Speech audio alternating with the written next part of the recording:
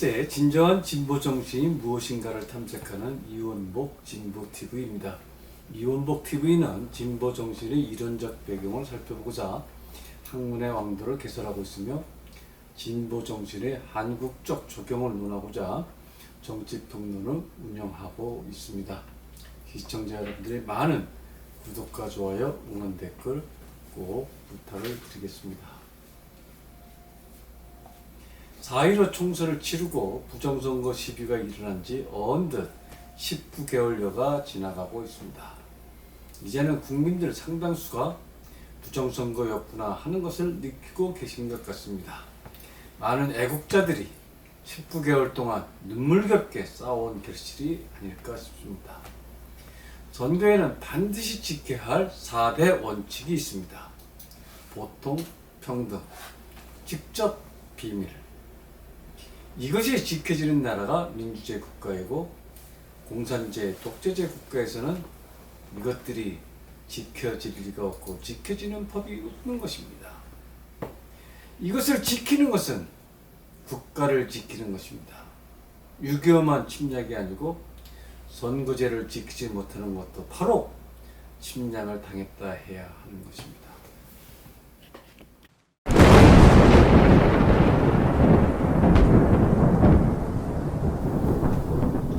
사.15 총선은 명백하게 직접과 비밀이 깨진 선거였습니다.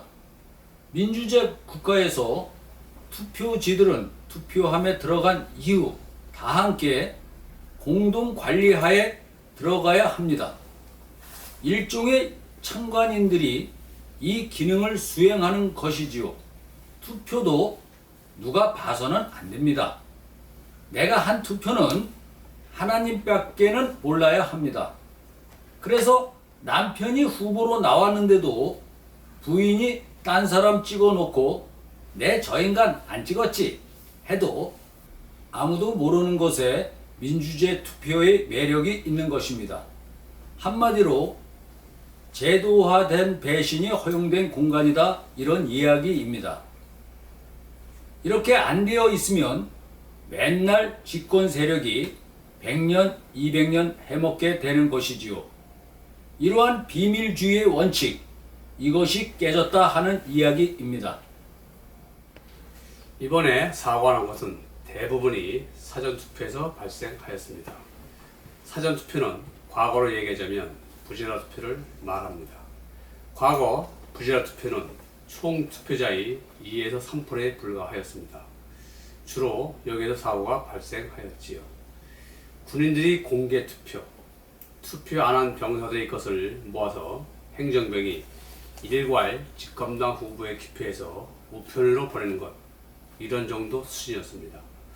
이것도 박빙인 수도권 같은 지역에서는 영향을 줘서 야당 후보가 당선될 것이 여당 후보가 되는 그런 일이 발생했던 것이지요. 그런데 이런 부지런한 제도가 사전 투표자라는 것으로 변형된 뒤 자그마치 총 투표자 수의 40%까지 확대됐다는 것으로 문제가 생긴 것입니다.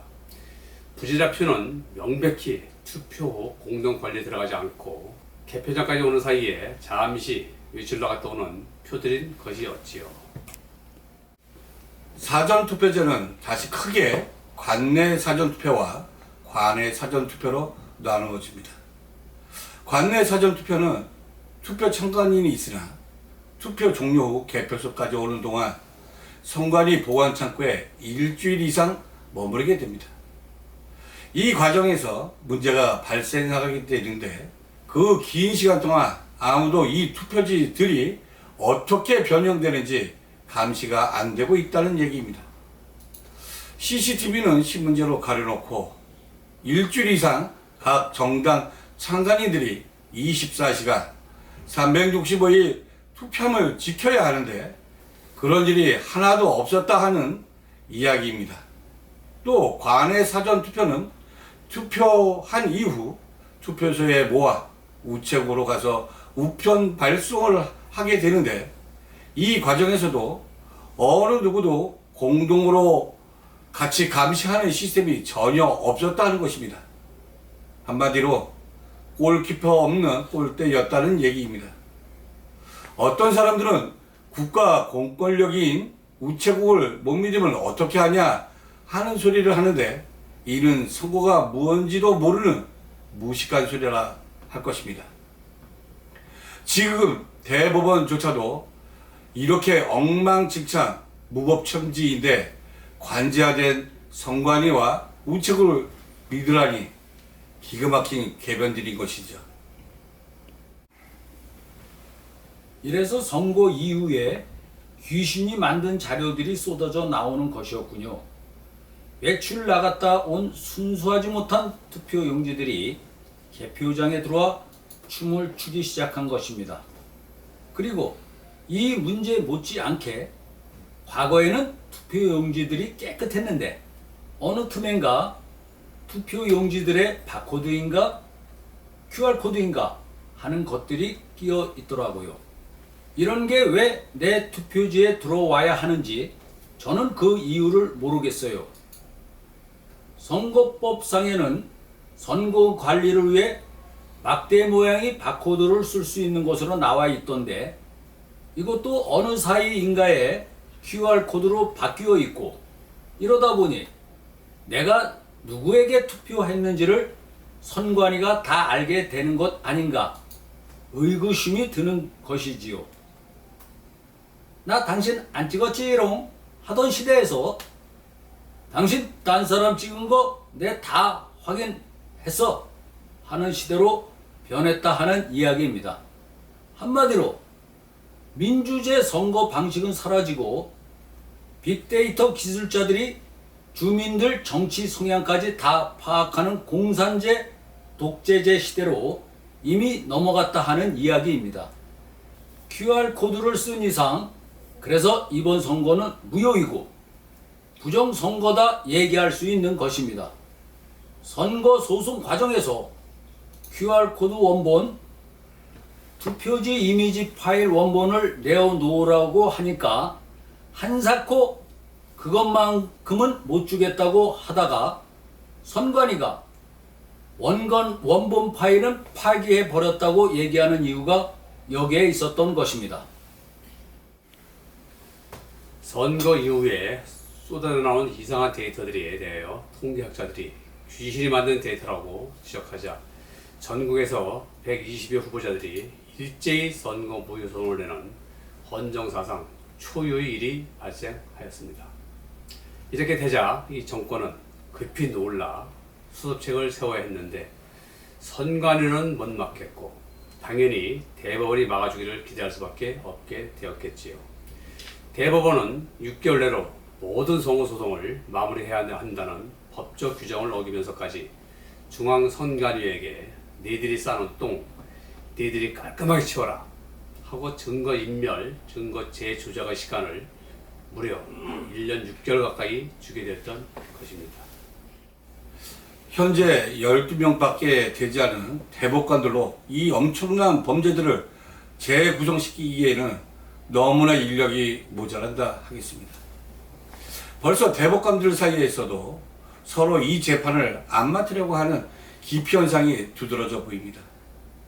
민경욱 재판을 맡았던 김상환, 김선수 등이 슬그머니 자리를 옮겼고 민유숙은 재판도 좀 도망가 버렸고 천대위 나서서 한때 주의하는 듯 하더니 여기도 내들이 싼 똥을 왜 내가 똥바가지를 쓰냐 하고 뒤로 빠지니까 돌쇠 조재인이가 장판교 위에선 장비처럼 내가 해치우겠다 하고 혼자 고군분투하는 모양새입니다.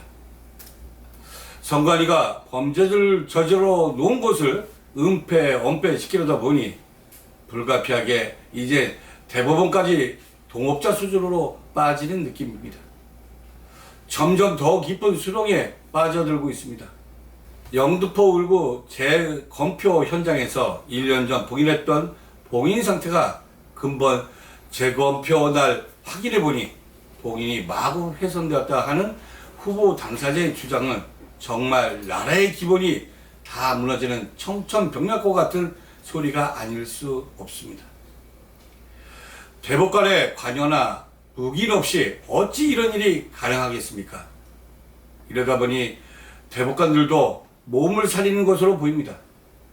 몸을 사리는 이유는 저러다 누가 양심선언이라도 하는 날에는 자기 혼자 이한용이 돼버리니 지금쯤은 그때 왜 대법관 준다 할 때 거절하지 않았는지 후회하고 있지나 않을지 상상해 봅니다. 우리말에 죄 짓고는 못 산다 하는 말이 있습니다. 사필귀정이라고 결국 모든 것은 원래의 정상으로 기필코 회복이 될 것입니다.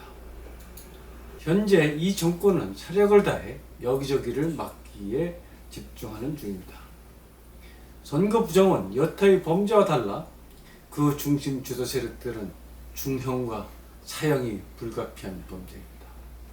이러다 보니 코로나조차도 비상계엄처럼 활용하고 있다는 의혹이 바다를 이루고 있고, 이들은 어떻게든 차기 정권을 이 선거법제 하에서 재창출하고 국민을 억눌러서 문제를 강제로 덮어야겠다고 결심하고 있는 것으로 보입니다. 그러나 일이 그들의 바람대로 그렇게 되겠습니까? 이미 국민의 30-40%가 눈치를 채버렸고, 부정선거 투쟁 세력은 풀이 꺾이기는커녕 끝까지 싸울 태세이고, 국민의힘 지도부가 아무리 문재인 편에 서서 부정선거 논란을 막으려고 해도 튀어나오는 반발 세력들이 적지가 않고, 언론도 아무 소리 못하다가도 뭔가 서서히 결정적인 때만 기다리는 형세이고, 이런 때인데도 정보부장이라는 사람은 어린 여자애하고 어설픈 만남이나 즐기고 있고, 이래저래 어디선가 떡이 무너질 징조가 도처에 깔렸다 하겠습니다. 오늘은 여기까지 하겠습니다. 시민 여러분, 민주주의는 피를 먹고 자란다고 저희들은 배웠습니다. 정말 국민들의 피가 가장 적게 뿌려지고 민주주의가 지켜졌으면 좋겠습니다. 사전투표제 다 폐지하고 전자개표 없이 후보 대리인들에 의한 수검표제가 실시되고, 선거소송이 6개월 내에 완료되고, 선거소송 비용도 최소 필수 경비로만 책정되는 그러한 성숙한 민주주의 국가를 우리 모두 반드시 다 함께 만들어 나아가십시다. 시청해 주셔서 감사합니다. 그럼 다음 시간에 다시 만나 뵙도록 하겠습니다.